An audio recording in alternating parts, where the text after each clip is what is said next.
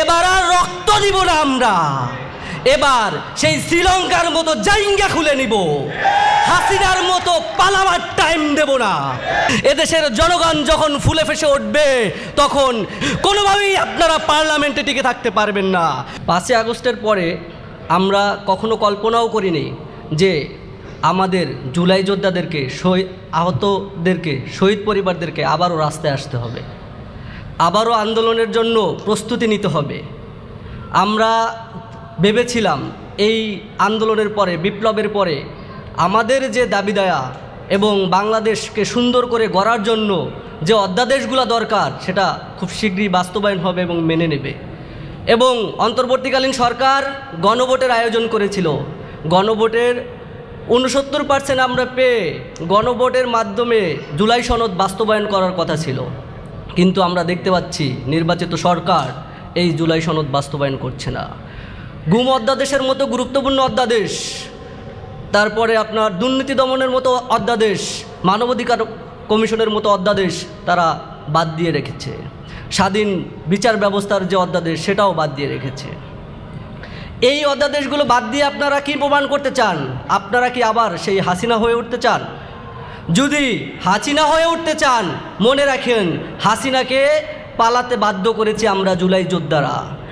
আমরা জুলাই যোদ্ধারা প্রায় সময় বলি জুলাইতে রক্ত দিয়েছি, প্রয়োজনে আবার জীবন দেব। আজকে সেই কথাটা পরিবর্তন করতে যাচ্ছি।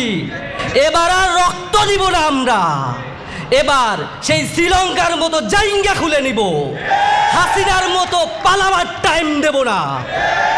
সুতরাং সাবধান হয়ে যান, জুলাই যোদ্ধারা এখনো বেঁচে আছে। যেই অধ্যাদেশগুলো বাস্তবায়ন করার কথা সেই অধ্যাদেশগুলো বাস্তবায়ন করেন। সংসদে দেখি পার্থ ভাই বলেন 6 বলে 12 রান করেছেন, তার আগের 300 রান আমরা করেছি। আরে ভাই, 6 বলে 12 রান করে যদি ম্যাচ জিতানো না হয়, আগের 300 রানের কোনো ভ্যালু থাকে না।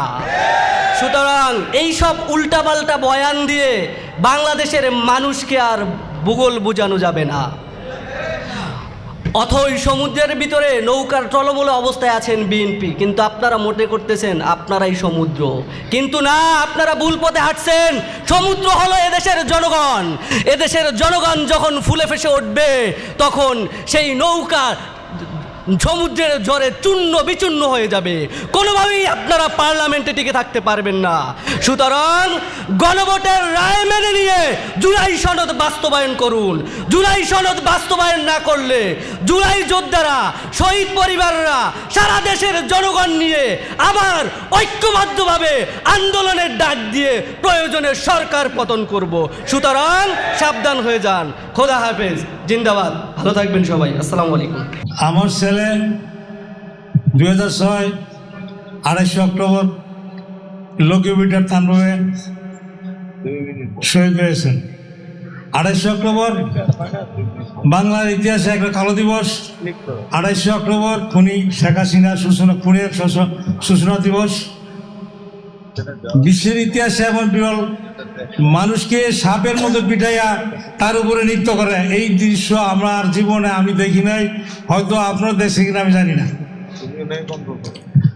আমার ছেলে তামিল মাদ্রাসা থেকে 11তম শ্রেণী করছে থাকিলে, তারপরে সে ঢাকা কলেজ থেকে ঢাকা কলেজে ভর্তি হওয়ার পরে 2য় বর্ষে সেই 28 অক্টোবর শহীদ হয়েছে। এই শেখ হাসিনা শুধু মারিয়াই ক্ষান্ত নাই, সে লাশ চুরির জন্য ব্যস্ত ছিল। 28 অক্টোবর রাত 9টা বাজে আমার 2 ছেলে, একটা মামুন আর ছোট ছেলে ইঞ্জিনিয়ার সুজন, তারা মাঠে গেল, বাথরুম মাঠে গিয়ে তা পায় নাই, না পাওয়ার পরে ঢাকা মেডিকেল গেল। ঢাকা মেডিকেল গিয়েও দেখা লাশ পায় নাই, জুম করে ঢুকতে দেয় না। যেখানে লাশ রাখা হয়েছে, আমার বড় ছেলে সার্টিফিকেট কার্ড দেখাইলো যে আমি এই কলেজের ছাত্র, মেডিকেলের ছাত্র, পরে তাকে ঢুকতে দিল, গিয়ে থেকে যে আমার ছেলে ওখানে। 28 কথা বলে বলে আমার মনে অত্যন্ত দুঃখ লাগে।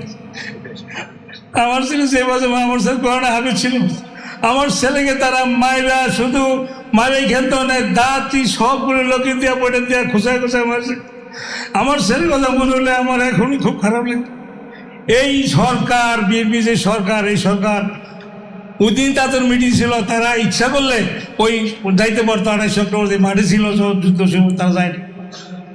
এই সরকার কি বলবো, তারা 17 বছর সংগ্রাম করলো, কিছুই করতে পারে নাই, অথচ এই আগস্ট জুলাই যোদ্ধারা বেশ অল্প সময়ের মধ্যে দেশ সন্ত্রাসমুক্ত করলো।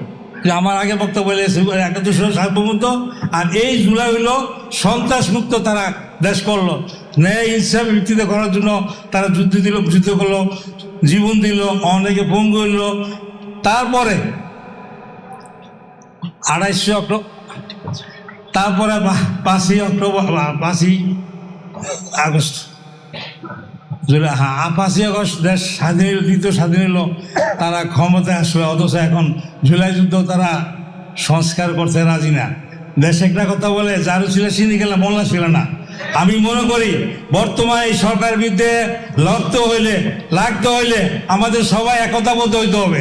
যদি একতা নাই তাহলে কিছু করা যাবে না। একটা কথা আছে না, সোজা আঙুলে ঘি উঠে না, ঘি উঠাইতে হলে আঙুল বেঁকা করতে হবে। সুতরাং আমার সাথে আমার এখানে অনেক বড় বক্তা আছে, এই বলে আমার বক্তব্য শেষ করছি। আসসালামু আলাইকুম রহমতুল্লাহ বরকাতুহু।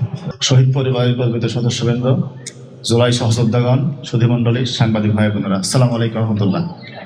বর্তমান রাজনৈতিক পরিস্থিতি, শহীদ পরিবারের গর্বিত সদস্যগণ বলেছেন, আপনারা দেখেছেন যে শহীদদের যে আকাঙ্ক্ষা, জুলাই যোদ্ধাদের যে আকাঙ্ক্ষা, সে আকাঙ্ক্ষা বাস্তবায়ন দূরে থাক, তাদের যে আকাঙ্ক্ষার কথা দেয়ালে দেয়ালে লেখা আছে সেগুলো পৌঁছার আগেই, এমনকি এদেশের সংখ্যাগরিষ্ঠ মানুষের গণভোটের যে রায়, সে রায়ের যে ভোটের কালি শোকানোর আগেই তা নস্যাৎ করা হয়েছে। এর মাধ্যমে বর্তমান সরকার নতুন নামে, নতুন নেতৃত্বে আবার ফ্যাসিবাদকে ফিরিয়ে আনতে চায়।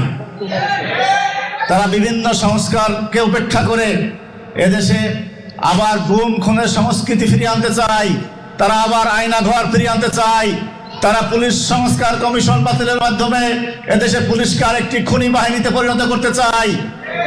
আমাদের বক্তব্য অত্যন্ত স্পষ্ট, যদি নতুন নামে, নতুন নেতৃত্বে, নতুন দলের নামে এদেশে আবার ফ্যাসিবাদ কায়েমের চেষ্টা করা হয়, তাহলে এই জুলাই যোদ্ধাগণ, 11 দলীয় জোটের নেতাকর্মীগণ, সর্বোপরি বাংলাদেশের মুক্তিকামী সকল মানুষ রাস্তায় নেমে আসবে।